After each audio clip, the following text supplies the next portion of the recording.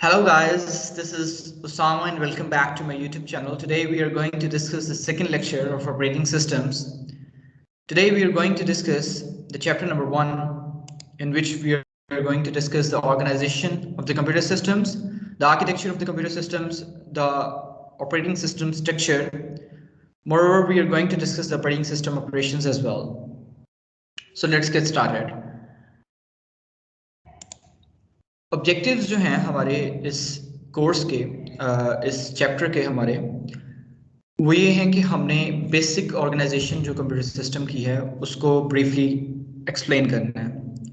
Secondly हमने एक grand tour करना है। ग्रैंड टूर मींस कि हमने हर एक कंपोनेंट को बड़े अच्छे तरीके से देखना है जो कि ऑपरेटिंग सिस्टम के मेजर कंपोनेंट्स होंगे, जो एक मेजर कंट्रीब्यूट कर रहे होंगे, रोल प्ले कर रहे होंगे।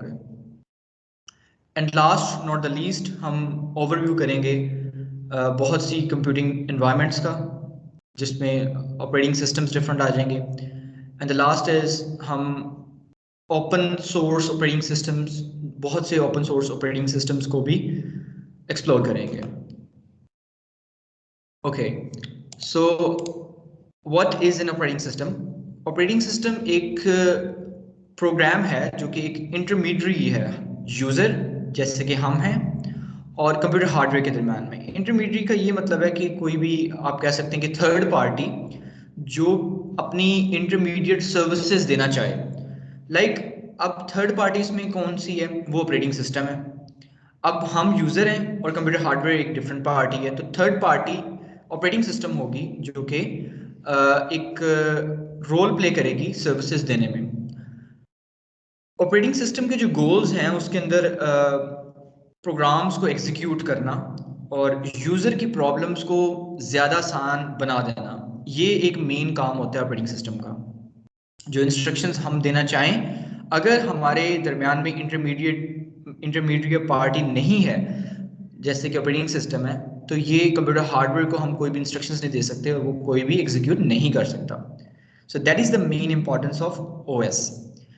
Make the operating system convenient to use, इसका एक ये भी फंक्शन है कि कंप्यूटर सिस्टम को ये आसान बना देता है कि हम उसको इस्तेमाल कर सकें। And the last is to use the computer hardware in an efficient manner. Efficient के अंदर हम कह सकते हैं कि एक बहुत बेहतर तरीके से एक अच्छे टाइम इंटरवल के दरमियान में जो हम कंप्यूटर हार्डवेयर को एक्सेस कर लेते हैं, उसको इस्तेमाल कर लेते हैं और आउटपुट हासिल कर लेते हैं, ये भी ऑपरेटिंग सिस्टम की मदद से हो सकता है। Okay, so let's talk about computer system structure. अब जो कंप्यूटर सिस्टम होता है उसके अंदर 4 मेन कंपोनेंट्स होते हैं उसके स्ट्रक्चर के अंदर। एक होता है hardware, the second one is the operating system, the third one is the application program and the last the fourth one is the users. अब चारों में से अगर कोई भी कंपोनेंट आपके पास ना हो तो आप कंप्यूटर सिस्टम को डिज़ाइन भी नहीं कर सकते और ना यूज़ कर सकते हैं। अब इन चारों कंपोनेंट्स की इंडिविजुअली इंपॉर्टेंस है। हार्डवेयर की अपनी इंपॉर्टेंस है, ऑपरेटिंग सिस्टम की अपनी इंपॉर्टेंस है, एप्लीकेशन प्रोग्राम की अपनी इंपॉर्टेंस है और यूजर्स की अपनी इंपॉर्टेंस है। इन सब की अपनी अपनी इंपॉर्टेंस है और हम किसी एक को छोड़े बगैर हम कंप्यूटर स्ट्रक्चर सिस्टम सॉफ्टवेयर जो है उस पर वर्कआउट नहीं कर सकते। यूजर्स नहीं होंगे तो हम कंप्यूटर सिस्टम को कुछ भी ऑपरेट ही नहीं कर सकते, तो उससे कोई वर्कआउट भी नहीं ले सकते। एप्लीकेशन प्रोग्राम्स जो हैं वो भी इंपॉर्टेंट है और हार्डवेयर के अंदर आपकी आईओ डिवाइसेस आ जाती हैं, इनपुट आउटपुट डिवाइसेस आ जाती हैं, आपकी मेमोरी आ जाती है और आपका सेंट्रल प्रोसेसिंग यूनिट आ जाता है। ऑपरेटिंग सिस्टम के अंदर वो स्ट्रक्चर के कंपोनेंट्स आ जाते हैं जो कंट्रोल करते हैं हार्डवेयर को, बहुत सी वेरियस एप्लीकेशंस को और यूजर्स के दरमियान में जो इंटरमीडिएट होते हैं। एप्लीकेशन प्रोग्राम्स में वो सिस्टम के रिसोर्सेज आ जाते हैं जो कि उन कंप्यूटर की प्रॉब्लम्स को सॉल्व करने के लिए इस्तेमाल होते हैं और यूजर को कन्वीनियंस प्रोवाइड करते हैं। जैसे कि एग्जांपल के तौर पर आपके वर्ड प्रोसेसर्स आ जाते हैं, आपके कंपाइलर्स आ जाते हैं, आपके वर्ड वेब ब्राउजर्स आ जाते हैं, याहू, गूगल, आपके डेटाबेस सिस्टम्स आ जाते हैं और तमाम आपकी वीडियो गेम्स आ जाती हैं जो कि एक एप्लीकेशन होती हैं आपके, चाहे वो कंप्यूटर में हो चाहे आपके मोबाइल फ़ोन में हो। And the last is one of the most important, people. People नहीं होंगे तो कंप्यूटर्स ऑपरेट नहीं हो सकेंगे। मशीन्स और अदर कंप्यूटर्स इसके इंपॉर्टेंट कंपोनेंट्स हैं। Okay, so let's talk about these 4 components जो हम पीछे डिस्कस करके आए हैं. वन इज द यूजर्स, जैसे कि आपको इसमें नजर आ रहा है, यूजर 1 2 3 4 अप टू एन. आपके पास कंपाइलर, असेंबलर, टेक्स्ट एडिटर और डेटाबेस सिस्टम जो है ये एप्लीकेशन प्रोग्राम्स हैं जो हम पीछे पढ़ के आए हैं. And the last but not the least operating system है और आपके पास कंप्यूटर हार्डवेयर है. अब यूजर जो ऑपरेटिंग सिस्टम को एक्सेस कर रहा है वो इस वजह से एक्सेस कर रहा है एप्लीकेशन प्रोग्राम्स की वजह से. अगर एप्लीकेशन प्रोग्राम्स नहीं होंगी तो यूजर ऑपरेटिंग सिस्टम को एक्सेस नहीं कर सकेगा. मीनवाइल जो सिस्टम और एप्लीकेशन प्रोग्राम्स हैं वो कंप्यूटर हार्डवेयर को तब तक एक्सेस नहीं कर सकते जबकि उनके दरम्यान में ऑपरेटिंग सिस्टम ओएस नहीं होगा. सो हर एक कंपोनेंट अपने लिए प्राइम इंपॉर्टेंस रखता है एक दूसरे को एक्सेस करने के लिए.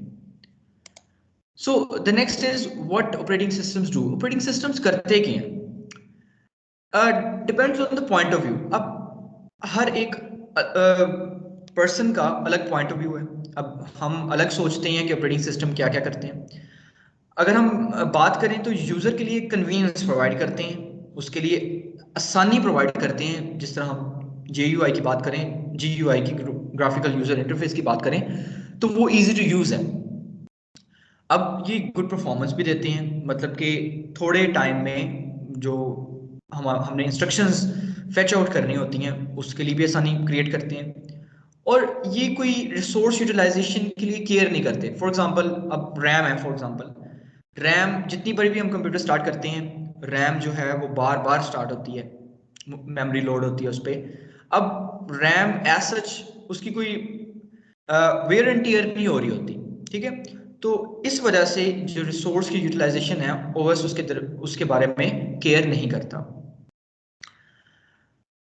आफ्टर दैट जो शेयर्ड कंप्यूटर्स होते हैं, हम mini frame computers, main frame computers की बात करें जो बहुत बड़े लेवल पे इस्तेमाल होते हैं फैक्ट्रीज इंडस्ट्रीज के अंदर, या मिनी कंप्यूटर्स की बात करें जो हैंड हेल्ड कंप्यूटर्स होते हैं, वो अपने यूजर्स को हैप्पी रखते हैं थ्रू ऑपरेटिंग सिस्टम्स.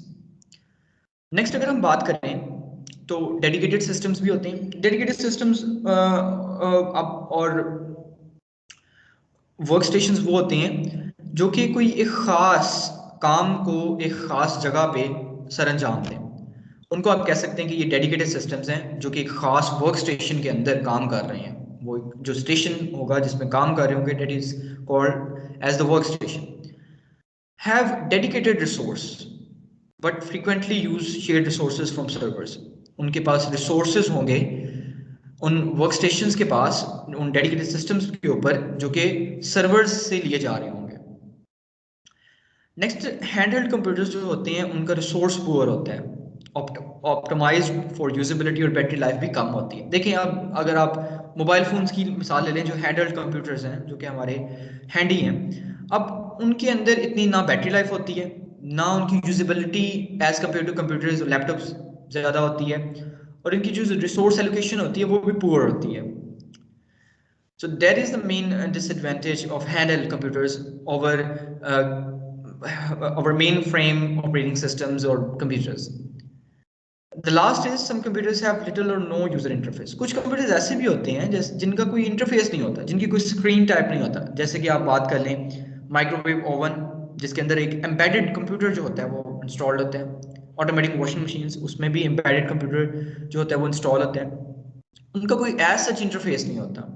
ऑटोमोबाइल्स की मिसाल अगर हम ले लें तो गाड़ियों के अंदर भी, ऑटोमेटिक कार्स के अंदर भी एक छोटी LCD स्क्रीन होती है, एज सच एक इंटरफेस नहीं होता जिसके अंदर एम्बेडेड प्रोग्राम्स की मदद से वो खास फंक्शनलिटीज जो होती हैं वो सर अंजाम देते हैं.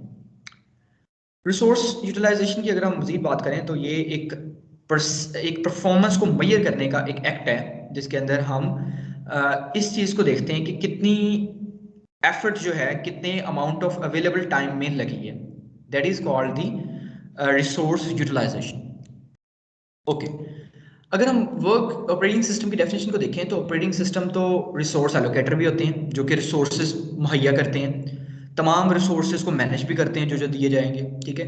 बाकी इसका एक मेन फंक्शन और ये भी है कि ये डिसाइड करता है रिक्वेस्ट जो कन्फ्लिक्ट क्रिएट कर रही होती हैं, जिसको आप इंटरप्ट भी कह सकते हैं, कि कौन से रिक्वेस्ट ने पहले सर अंजाम होना है. और किस तरह ये एफिशिएंट होंगे, फेयर यूज किस तरह इनका होगा। ऑपरेटिंग सिस्टम इस चीज को भी डिसाइड करता है। ऑपरेटिंग सिस्टम कंट्रोल प्रोग्राम भी है जो कि तमाम कंप्यूटर के अंदर आने वाले एरर्स को भी डील करता है कि उनको किस तरह हल करना है, उनको किस तरह रिजॉल्व करना है, और इम्प्रॉपर यूज ऑफ कंप्यूटर को भी ये कंट्रोल करता है। Okay, next is here one of the main and major component जो इस स्लाइड में हम डिस्कस करेंगे वो कर्नल होगा।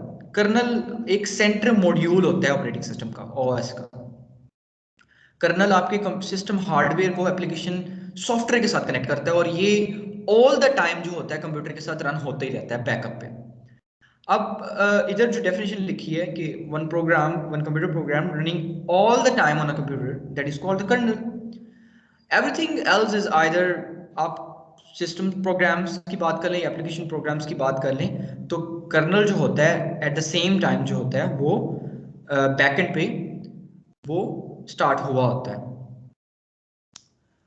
एज सच ऑपरेटिंग सिस्टम की यूनिवर्सली कोई एक्सेप्टेड डेफिनेशन नहीं है जो इस स्लाइड के अंदर लिखी हुई है। Okay, now what is computer startup. अब कंप्यूटर स्टार्टअप में बूटस्ट्रैप प्रोग्राम होता है। एक आपके पास कोल्ड बूट होती है, एक हॉट बूट होती है, ठीक है। तो बूटस्ट्रैप एक ऐसा प्रोग्राम होगा जो कि आपके कंप्यूटर को पावर ऑफ करेगा या रीबूट करेगा। रीबूट के अंदर हम रीस्टार्ट भी कह सकते हैं, ठीक है, हम स्विच ऑफ भी कह सकते हैं। तो बूटस्ट्रैप एक, आप ये भी कह सकते हैं कि ये फर्स्ट कोड होगा जो कि कंप्यूटर सिस्टम पे एग्जीक्यूट होगा। बूटस्ट्रैप प्रोग्राम जो होगा फर्स्ट कोड होगा जो कि एग्जीक्यूट होगा व्हेन द कंप्यूटर स्टार्ट्स, जब कंप्यूटर स्टार्ट होगा। Typically stored in ROM and EPROM, electronical programmable read only memory, जिसको आप फर्मवेयर भी कह सकते हैं। फर्मवेयर का मतलब ये है कि ये फर्मवेयर आप कह सकते हैं is used to control and monitor the devices. Firmware आपके कंट्रोल भी करता है डिवाइसेस को और उनको मॉनिटर भी करता है। Initialize all aspects of system, तमाम जो सिस्टम के एस्पेक्ट्स होगा उसको भी स्टार्टअप करेगा, इनिशियलाइज करेगा। जब आपका कंप्यूटर स्टार्ट होगा तो उनको भी देखेगा, उनको भी चेक करेगा कि कहीं एरर तो नहीं है। अगर कंप्यूटर स्टार्ट होने में कोई एरर होता है तो वो उसको जनरेट करेगा, वो उसको बताएगा स्टार्टिंग में। Loads operating system kernel and start execution. जब आपका कंप्यूटर स्टार्ट होगा तो सबसे पहले ऑपरेटिंग सिस्टम कर्नल को ये लोड भी करेगा, उसको स्टार्ट भी करेगा विंडोज को, और उसकी एग्जीक्यूशन को भी रन करना स्टार्ट करेगा। Next is computer system organization. अब कंप्यूटर सिस्टम ऑर्गेनाइजेशन के अंदर हमारे पास सीपीयू होगा, डिस्क होंगी, माउस, कीबोर्ड, प्रिंटर, मॉनिटर, ये सारी चीजें होंगी जो कि कनेक्टेड होंगी मेमोरी के भी साथ। अब इन तमाम चीजों को चलाने के लिए इनके कंट्रोलर्स भी होते हैं। अब डिस्क्स को देखने के लिए डिस्क कंट्रोलर होगा, माउस, कीबोर्ड, प्रिंटर को देखने के लिए यूएसबी कंट्रोलर्स होंगे, और मॉनिटर को देखने के लिए ग्राफिक्स एडाप्टर होगा। And that all are connected with the CPU and as well as the memory. अब अगर आप माउस, कीबोर्ड, प्रिंटर की बात करें तो प्रिंटर की अगर बात करें तो इसके अंदर जितने भी प्रोसेसर्स होते हैं वो क्यू फॉर्म में होते हैं, एक लाइन की फॉर्म में होते हैं कि जो पहला काम आएगा वो पहले होगा, उसके बाद दूसरा होगा। तो यूएसबी कंट्रोलर्स क्या करते हैं, यूएसबी कंट्रोलर्स उसको कंट्रोल करते हैं, उसकी फंक्शनिंग को कंट्रोल करते हैं। अगर आप मॉनिटर की बात करें तो ग्राफिक्स अडॉप्टर क्या करता है, ग्राफिक्स अडॉप्टर जो होता है वो कलर्स को देखता है कि कहाँ कहाँ कलर्स जो होंगे वो आपके मॉनिटर पे शो होंगे, ठीक है। अब डिस्क कंट्रोलर भी ये चीज मैनेज करेगा कि कहाँ से मेमोरी जो एक्सट्रैक्ट हमने करके सीपीयू को देनी है। तो ये तमाम की तमाम चीजें जो होती हैं डिस्क कंट्रोलर, यूएसबी कंट्रोलर, ये कंट्रोलर्स करते हैं। One or more CPU device controllers connect through a common bus, और एक कॉमन बस के साथ ये कनेक्टेड है जो कि शेयर्ड मेमोरी भी हासिल कर रहे हैं। अब ये जो मेमोरी है इन तमाम डिवाइसेस को कंट्रोलर के जरिए शेयर हो रही है।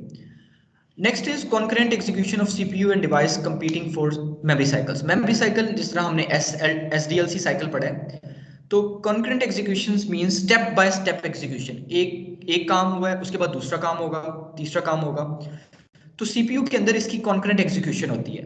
फर्स्ट ऑफ ऑल एक क्यूए में काम लगा हुआ वो होगा, फिर उसी क्यूए के अंदर दूसरा काम लगा हुआ है वो कंप्लीट होगा, और इस तरह तीसरा कंप्लीट होगा, और इस तरह ये मेमोरी साइकिल जो है ये चलता रहता है। ओके, अब हम कंप्यूटर सिस्टम ऑपरेशंस को अगर मजीद हम इसमें देखें तो हमारे पास आईओ डिवाइसेस और सीपीयू जो हैं वो कॉन्करेंटली एग्जीक्यूट होती हैं one by one. Each device controller is in charge. Her device controller जो होता है वो उस टिपिकली पर्टिकुलर डिवाइस का इंचार्ज होता है। अब उस डिवाइस कंट्रोलर के अंदर एक लोकल बफर भी होता है। अब लोकल बफर क्या है? अ टेम्परेरी स्टोरेज, जहां कुछ देर के लिए आपकी स्टोरेज होगी और वो फिर खत्म हो जाएगी, या अगर न्यू आएगी तो वो कंप्लीट होगी तो फिर नया मेमोरी स्टोर उधर टेम्परेरीली होगी। CPU moves data from to the main memory or from the local buffers। अब जिस तरह पिछली हमने स्लाइड के अंदर देखा था, जो डाटा है सीपीयू के अंदर सीपीयू से मूव होगा मेन मेमोरी में और मेन मेमोरी से लोकल बफर्स में, और ये साइकिल जो है ये इस तरह चलता जाएगा। Input output is the form of device to local buffers to controller. Input output devices जो हैं वो local buffer, input output devices से लोकल बफर जो कि कंट्रोलर का होगा, या कंट्रोलर से इनपुट आउटपुट डिवाइसेस, ये भी एक साइकिल है। Device controller informs CPU that it is finished its operation. Device controller ये भी बताएगा सीपीयू को, सेंट्रल प्रोसेसिंग यूनिट को, कि मैंने अपना काम कंप्लीट कर लिया है, या कोई ऑपरेशन जो है वो फिनिश नहीं हुआ ड्यू टू सम इंटरप्ट, किसी इंटरप्ट की वजह से, मुदाखलत की वजह से। ये भी डिवाइस कंट्रोलर को इन्फॉर्म किया जाएगा और डिवाइस कंट्रोलर सीपीयू को इन्फॉर्म करेगा। ओके, अब अगर हम कॉमन फंक्शंस ऑफ इंटरप्ट की बात कर लें तो इंटरप्ट जो होता है, कोई मुदाखलत होती है, अगर तो वो इंटरप्ट की कोई डायरेक्शन है, जैसे कि वेक्टर और स्केलर्स को हमने पढ़ा था, तो वेक्टर्स वो होते हैं जिनमें कोई डायरेक्शन इन्वॉल्व होती है, स्केलर्स वो होते हैं जो कोई जिनके अंदर कोई डायरेक्शन इन्वॉल्व नहीं होती। अगर तो हम इंटरप्ट वेक्टर की बात करें तो इंटरप्ट वेक्टर ये भी बताएगा कि जो इंटरप्ट है वो कहाँ से आए, उसकी सर्विस रूटीन, उसका एड्रेस कहाँ से था। ठीक है, तो interrupt vector which contains the addresses of all the service routine, interrupt कहां से आया है ये बताएगा, तो वो इंटरप्ट वेक्टर बन जाएगा। और इंटरप्ट जो होगा वो ट्रांसफर करेगा control to the interrupt services routine. और अगर वो इंटरप्ट स्केलर है, मीन्स टू से हमें ये पता नहीं है कि वो किस डायरेक्शन से आया है, तो उसको हम इंटरप्ट स्केलर कहने की बजाय हम उसको ट्रैप और एक्सेप्शन कहेंगे। और इसमें एक मजीद ये भी चीज़ है कि जो इंटरप्ट वेक्टर्स हैं वो ज़्यादातर हार्डवेयर्स के अंदर होते हैं, और जो इंटरप्ट स्केलर जिनको हम ये कहेंगे कंप्यूटर की टर्मिनोलॉजी में कि वो ट्रैप या एक्सेप्शन है, वो ज़्यादातर सॉफ्टवेयर्स में होते हैं, वो सॉफ्टवेयर जनरेटेड इंटरप्ट्स होते हैं। और ऑपरेटिंग सिस्टम जो होता है वो इन इंटरप्ट्स को ड्राइव भी करता है, इनको हल भी करता है। That is another main function of OS. और इंटरप्ट आर्किटेक्चर जो होता है वो उसका कोई ना कोई एड्रेस होता है जो कि इंटरप्ट इंस्ट्रक्शंस का होता है। तो ये कुछ इंटरप्ट थे जिनके अंदर दो टाइप्स थी, एक इंटरप्ट वेक्टर था और एक इंटरप्ट स्केलर होता है जिसको हम कंप्यूटर की टर्मिनोलॉजी में ट्रैप या एक्सेप्शन कहते हैं। So that's all for the day. If you have any question or query, you may ask in the comment section below. And don't forget to like, comment, and subscribe my channel. Have a great day.